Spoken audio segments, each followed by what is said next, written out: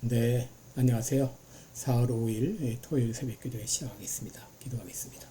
은혜로우신 우리 아버지, 주의 은혜와 사랑을 감사와 찬송과 영광을 돌립니다. 하나님 아버지, 또 복된 새 하루를 허락해 주셨습니다. 오늘 하루도 하나님께 영광 돌리는 귀한 하루가 되게 하여 주옵소서. 내 말과 내 생각과 행동을 통하여 하나님께 영광 돌리는 귀한 하루가 되게 해 주옵소서. 또 세계 여러 나라에서 복음을 전하는 모든 선교사님들 오늘도 은혜의 장중에 붙잡아 주옵시고 연약한 성도들 긍휼을 베풀어 주시고 주의 치료의 광선을 바라시사 깨끗이 나음을 얻을 수 있도록 인도해 주옵소서. 한국의 상황이 심히 위중한 가운데 있사오니 긍휼을 베풀어 주옵소서. 아버지의 나라를 주님 앞에 의탁합니다. 하나님 친히 간섭하시고 역사하여 주시기를 원합니다. 시카고 필라델피아 교회에 하나님의 놀라운 은혜가 충만히 임함으로 말미암아 이제 4월 한 달 동안에 놀라운 역사가 일어날 수 있도록 인도해 주옵소서. 오늘 하루도 주님 앞에 의탁하며 예수님의 이름으로 기도드리옵나이다. 아멘. 네, 찬송가 543장입니다. 543장, 예전 찬송가는 342장입니다.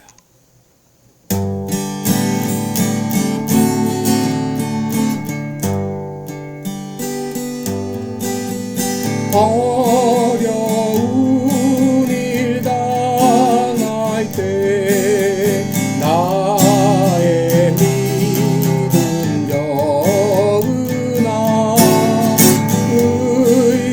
의지하는 내 주를 더욱 의지합니다. 세월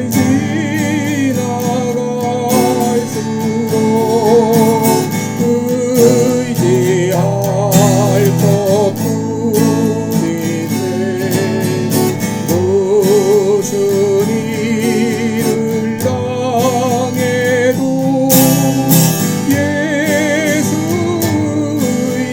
의지합니다.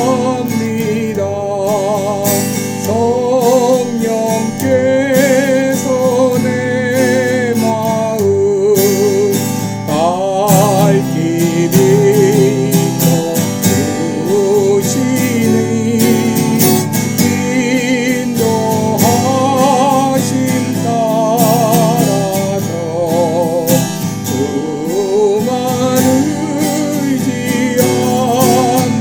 의지합니다.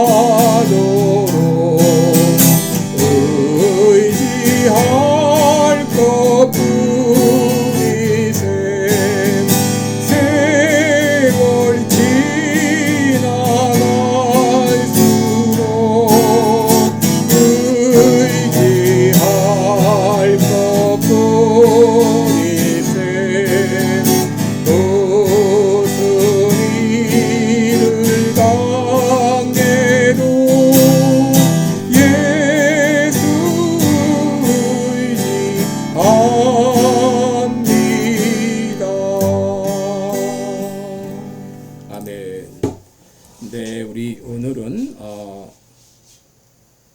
창세기 45장입니다. 45장 16절부터 보겠습니다. 창세기 45장 16절로 28절까지 제가 봉독해 드립니다. 요셉의 형들이 왔다는 소문이 바로의 궁에 들림에 바로와 그 신복이 기뻐하고 바로는 요셉에게 이르되 내 형들에게 명하기를 너희는 이렇게 하여 너희 양식을 싣고 가서 가나안 땅에 이르거든 너희 아비와 너희 가석을 이끌고 내게로 오라. 내가 너희에게 애굽 땅 아름다운 곳을 주리니 너희가 나라에 기름진 것을 먹으리라. 이제 명을 받았으니 이렇게 하라. 너희는 애굽 땅에서 수레를 가져다가 너희 자녀와 아내를 태우고 너희 아비를 데려오라. 또 너희의 기구를 아끼지 말라. 온 애굽 땅에 좋은 것이 너희 것임이니라 하라. 이스라엘의 아들들이 그대로 할세 요셉이 바로의 명대로 그들에게 수레를 주고 길 양식을 주며 또 그들에게 다 각기 옷 한 벌씩 주되 베냐민에게는 은 300과 옷 5벌을 주고 그가 또 이와 같이 그 아비에게 보내되 순하기 10필에 애굽의 아름다운 물품을 실리고 암나기 10필에는 아비에게 길에서 공개할 곡식과 떡과 양식을 실리고 이에 형들을 돌려보내며 그들에게 이르되 당신들은 도중에서 다투지 말라 하였더라. 그들이 애굽에서 올라와 가나안 땅으로 들어가서 아비 야곱에게 이르러 고하여 가로되 요셉이 지금까지 살아있어 애굽 땅 총리가 되었더이다. 야곱이 그들을 믿지 아니함으로 기색하더니 그들이 또 요셉이 자기들에게 부탁한 모든 말로 그 아비에게 고함에 그 아비 야곱이 요셉의 자기를 태우려고 보낸 수레를 보고야 기운이 소생한지라. 이스라엘이 가로되 조카도다. 내 아들이 요셉이 지금까지 살았으니 내가 죽기 전에 가서 그를 보리라. 아멘. 네, 우리 오늘은 영적 소생 이런 제목으로 함께 말씀을 나누겠습니다. 여러분 성경의 내용을 한 줄로 요약한다면 하나님의 역사와 인간의 반응이다 그렇게 말할 수 있습니다. 여러분 성경을 보게 되면 하나님께서는 끊임없이 자기를 계시하시고 또 역사하시죠.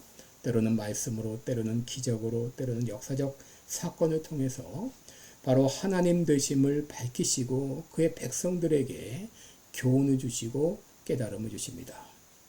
그런데 그때마다 사람들의 반응은 때와 상황에 따라 변화무쌍했죠. 어떤 때는 믿음으로 반응하다가도 어떤 때는 의심과 원망으로 반응하기도 했습니다. 그럼에도 하나님은 실망하지 않으시고 끝까지 자기 백성들에게 믿음을 심어주십니다. 오늘 본문은 성경 중에서 가장 기쁜 장면 중에 하나인데 그것은 요셉의 형제들이 요셉과 상봉한 후 많은 선물을 가지고 이 고향 가나안 땅으로 돌아가는 내용입니다.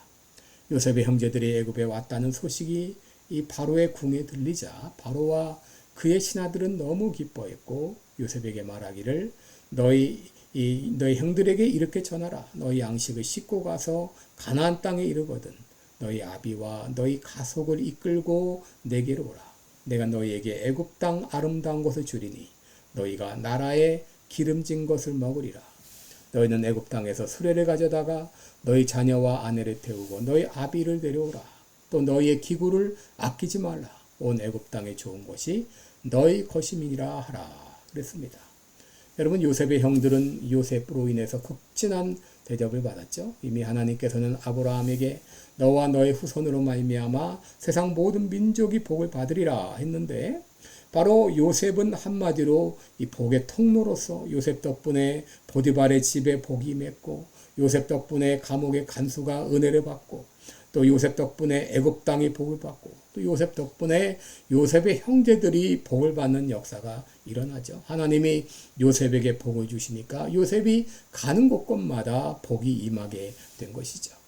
요셉은 집으로 돌아가는 형제들에게 마음껏 선물을 주었죠. 21절 이하에 보면 이스라엘의 아들들이 그대로 할세 요셉이 바로의 명대로 그들에게 수레를 주고 길 양식을 주며 또 그들에게 다 각기 옷 한 벌씩 주되 베냐민에게는 은 300과 옷 5벌을 주고 또 그가 또 이와 같이 그 아비에게 보내되 순하기 10필에 애굽의 아름다운 물품을 실리고 암나기 10필에는 아비에게 길에서 공개할 곡식과 떡과 양식을 실리고 라고 했습니다. 여러분 형들에게 선물을 주어 보내는 요셉의 마음이 얼마나 기뻤을까요? 그러나 사실 더 기뻤던 것은 선물 때문이 아니라 바로 요셉이 형들과 화해했기 때문이죠. 그동안 당했던 모든 괴로움과 인생의 질고를 보상받는 그 순간이었습니다. 여러분, 우리가 인생을 살다 보면 기쁨의 순간보다 고통의 순간들이 더 많이 찾아옵니다. 그러나 여러분 분명히 믿으시기 바랍니다. 머지않은 장래에 하나님께서 우리가 당한 모든 인생의 질고를 보상해 주실 것입니다. 가나안 땅을 향하는 형들의 발걸음도 가벼웠습니다. 이는 많은 양식과 선물을 받았기 때문보다도 또 요셉을 만났기 때문도 보다도 이는 그들 마음 가운데 있던 무거운 짐들을 벗어버렸기 때문이죠. 그동안 그들은 요셉으로 인해서 죄책감에 시달렸을 것입니다. 아버지를 만나도 늘 미안한 마음뿐이었을 것입니다. 그런데 요셉과 화해하게 되었을 때 그들은 기뻤고 그리고 그 소식을 아버지에게 전할 수 있다고 하는 것이 얼마나 큰 기쁨이었을까요? 요셉의 형들이 가나안 땅에 당도하자 아버지 야곱에게 말하죠. 26절에 보면 그들이 애굽에서 올라와 가나안 땅으로 들어가서 아비 야곱에게 이르러 고하여 가로되 요셉이 지금까지 살아있어 애굽 땅 총리가 되었더이다. 야곱은 이 말을 들었을 때 처음엔 믿지 않았어요. 믿을 수 없었을 것입니다. 또 기색하더니 이 기색했다고 하는 말은 영어 단어 스턴드, 완전히 감각이 사라졌다는 것, 무감각해졌다는 것이죠. 그런데 요셉이 자기를 태우려고 보낸 그 수레를 보고 기운이 소생했다. 여러분, 그동안 야곱은 하나님의 은혜를, 기적 같은 은혜를 많이 경험했죠. 그래서 외삼촌 라반이 그를 쫓아올 때 하나님께서 지켜주셨습니다. 형 에서가 400명을 거느리고 야곱에게 올 때도 하나님께서 이 형제 간의 극적인 상봉이 이루어지게 했죠. 수많은 은혜를 경험했지만 요셉을 잃어버린 다음에 야곱은 거의 신앙의 휴명기에 들어갔다고 볼 수 있습니다. 요셉을 잃어버린 이후에 야곱은 살았으나 실상은 죽은 자와 같이 살았습니다. 여러분, 간혹 이 주변에 보게 되면 신앙생활 하다가 어떤 어려움을 겪고 상처를 받고 교회를 떠나거나 혹은 하나님에 대해서 무관심하게 살아가는 그런 사람들을 보게 되죠. 여러분이 어떤 충격을 받았는지 몰라도 여러분이 거기서 그냥 머물러 있으면 안 됩니다. 다시 일어나야 됩니다. 야곱은 처음 아들들이 전해주는 요셉이 살아있다는 말을 믿지 못했죠. 그런데 요셉이 보낸 수레를 보았을 때 기운이 소생했다 그랬습니다. 여기 소생했다고 하는 말은 영어 단어 revive라는 단어인데 그의 영이 살아있다, 살아났다 그 말입니다. 하나님께서 잠자던 야곱의 영을 깨워주신 것이죠. 예레미야 31장 31절 이하에 보면 하나님은 이스라엘에게 말씀하십니다. 보라, 날이 이르리니 내가 이스라엘 집과 유다 집에 새 언약을 세우리라.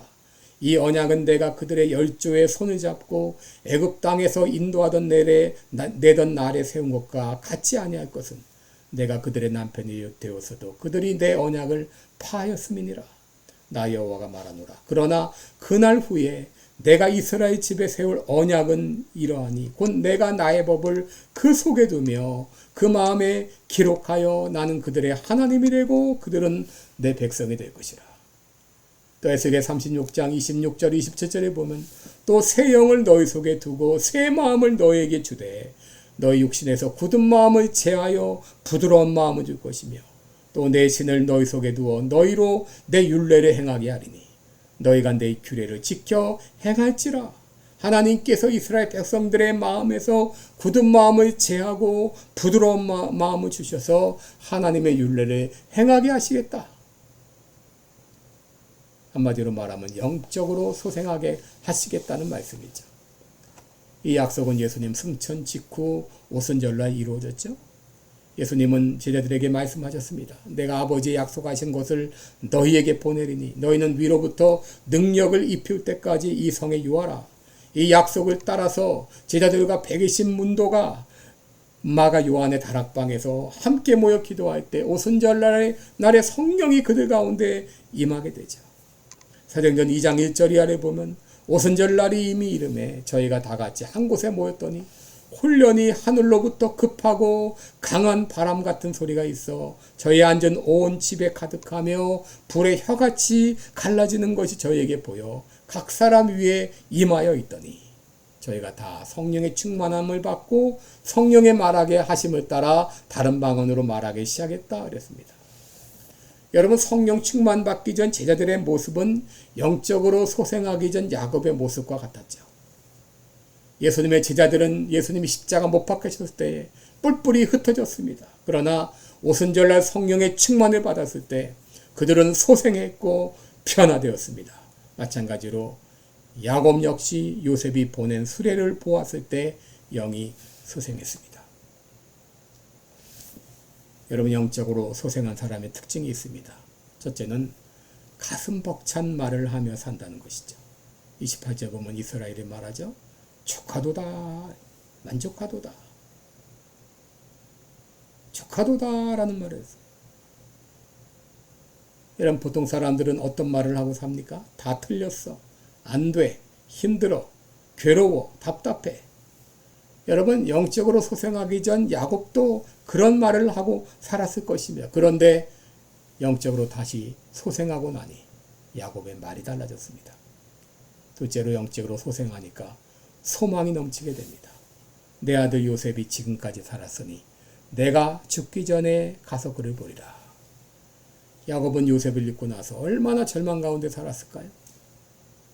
늘 슬픈 나날이었을 것입니다. 그런데 이 요셉이 살았다는 말을 들었을 때 마음에 소망이 생겼죠.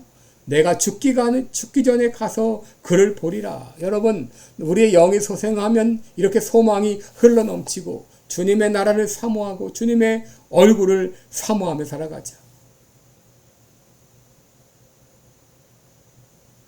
우리의 영이 소생해야 되겠습니다. 여러분, 우리 하나님은 선한 목자가 되시죠. 그래서 우리를 푸른 초장으로 맑은 시냇가로 인도하시고 그 다음에 내 영혼을 소생시키시며 라고 말했죠.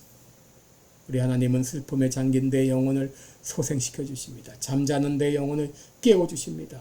상처난 내 영혼을 고쳐 주십니다. 오늘 여러분 이렇게 기도하시기 바랍니다. 주님, 내 영혼을 소생시켜 주옵소서. 절망 가운데 있는 내 영혼에 소망을 주옵소서. 잠자는 내 믿음을 깨워 주옵소서. 상처 입은 내 영혼을 치료해 주옵소서. 야곱에게 수레를 보내서 그 영이 살아나게 하셨듯이 오늘 내 영혼도 소생시켜 주옵소서. 이 아침에 기도하시기 바랍니다. 기도하겠습니다. 은혜로우신 우리 아버지, 내 영은 살아있습니까? 아니면 절망 가운데 헤매고 있습니까? 주여, 내 영혼을 소생시켜 주옵소서. 살아나게 해 주옵소서. 예전에 가졌던 그 기쁨과 감격과 소망을 회복할 수 있도록 주님 역사하여 주옵소서. 예수님의 이름으로 기도드립니다. 아멘. 네, 여러분 오늘도 복된 하루 되시기 축원합니다. 여러분 사랑하고 축복합니다. 감사합니다.